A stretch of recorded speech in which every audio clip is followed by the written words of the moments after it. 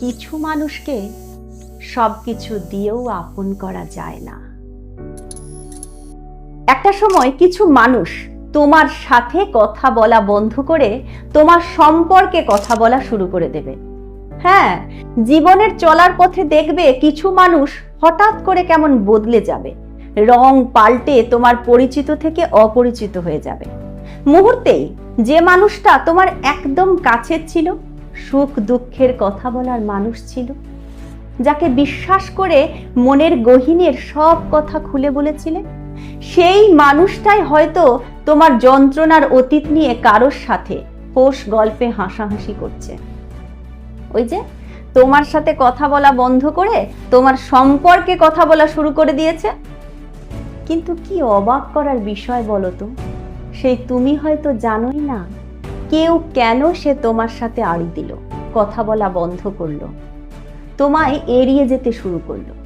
অনেক ভেবে গেলেও কোনো উত্তর আসে না।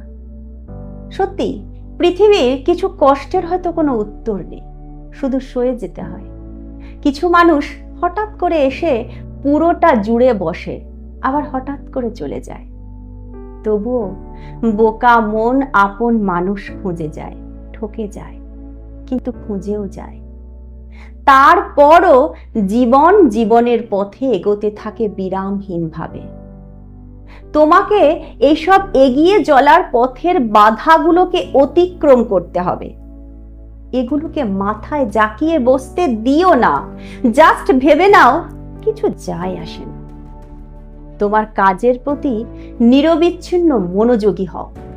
একটা সময় তোমার সাফল্যের শব্দই তাদের চুপ করিয়ে দেবে।